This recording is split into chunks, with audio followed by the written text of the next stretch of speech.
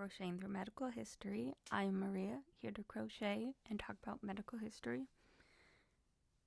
And I don't feel like doing an intro, so let's get into it.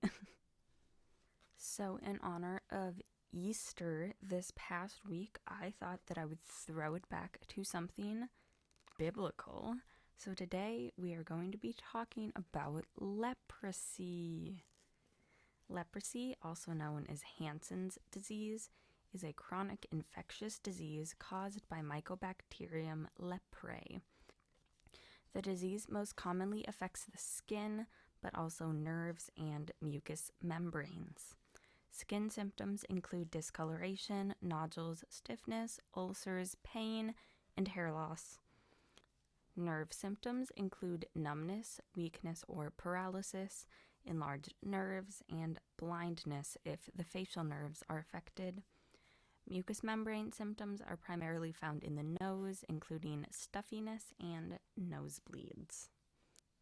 The exact origin of leprosy is unknown, but it could possibly date back as far as 1400 BC and likely started in East Africa or India. In China, the medical text Nai Qing described the condition as skin lesions, numbness, and loss of eyebrows. In India, the disease was called kushtha. This term was used in the Vedas, written around 1400 BC, and the Manu Smriti, or Laws of Manu, which was written from 1300 to 500 BC. Leprologist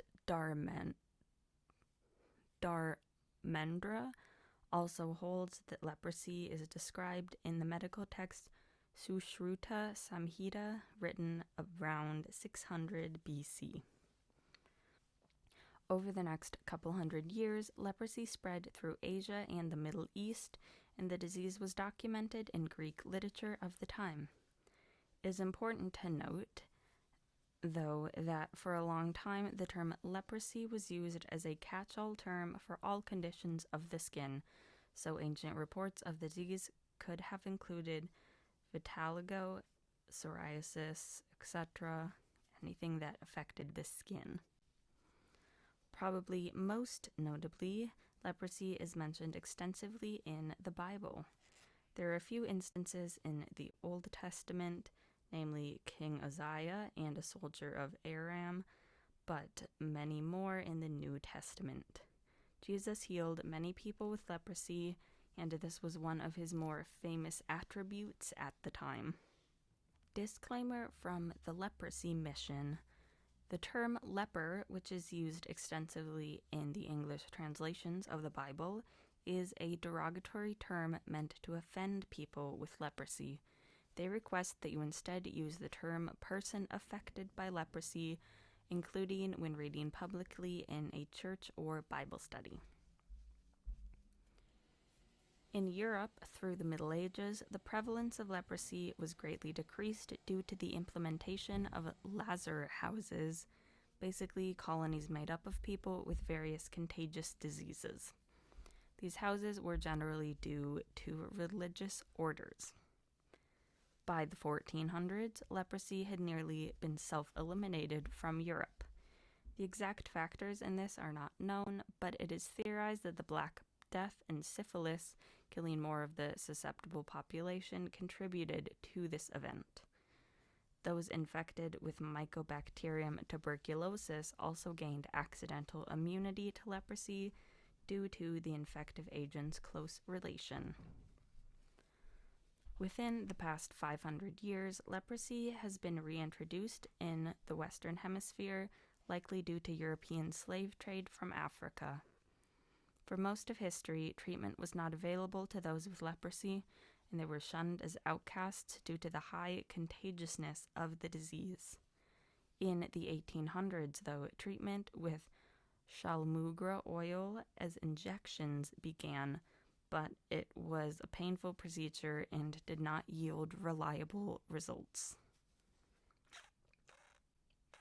In the mid-1900s, it was discovered that sulfones were effective for removing the contagious aspect of leprosy.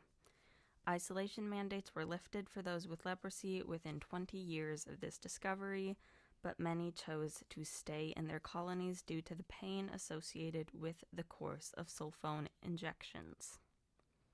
Today, there are about 100 cases of leprosy diagnosed in the United States each year. Fortunately, though, the disease is now curable using multi-drug therapy with antibiotics, dapsone, rifampicin, and clofazimine. Thank you to Public Health Reports, the Leprosy Mission International, News Medical Life Sciences, and Infez Med for the information used in today's episode. Since I do not know anyone with leprosy, there won't be an interview with a real-life sick person today. However, if you like that segment, do not fear. I am very excited to be gathering plenty of interviews for the future, and I am super excited to be talking to those people and to be sharing their thoughts and opinions with you. So, more is to come, don't worry. Crochet-wise, you may see that I am still working on this blue sweater. There was a whole mess of yarn just in a knot that I could not figure out. So I was putting it off for a few days, but now I need it in like 5 days. So gotta keep going, gotta keep crocheting, gotta finish this front piece and then work on the sleeves and get it done. But hopefully it will be done in time for family pictures, and then I will have some really nice professional quality photos to share. So it's a win-win. If I can just get it done by then, we will see. I also, as I mentioned last week, released my first original pattern on Ribbler, and so far 42 people have it in their wish list. So that's pretty good, if I do say so myself. That's very exciting. I hope some people will have fun making it and share their pictures with me, because it is simply so cute. That is Chunky Woodland Troll on Ribbler by me, Maria Makes. If you're a crocheter, you should go check that out, because it's pretty cool. What else? Oh, I'm also still working on the flower bucket hat. I'd say it's like halfway done. I'm working on sewing together the squares still, and I just have to finish the top then and the little brim, so it's like halfway done. It's just the tedious parts, so I will get it done after the sweater is done. Probably. I have faith in myself. I can do it. I also, though, am working on my third ever commissioned product, which is super duper duper exciting. I can't really talk about it much because it is a gift. It's being bought for a gift, so I don't want to like ruin anything. So I cannot share about it yet, but I'm very excited for when I can share about it at the end of the month, because it is turning out so cute and I'm excited to share it with you. Go follow me on Instagram, Maria Makes, to check that out when it is done, and all the other things that I'm working on and have made. Subscribe to YouTube, Maria Hegerman at Maria Makes. Like, comment, share with your friends. Let me know if there is anything you would like to learn about, or if you would be willing to talk to me about your medical conditions. Hit me up.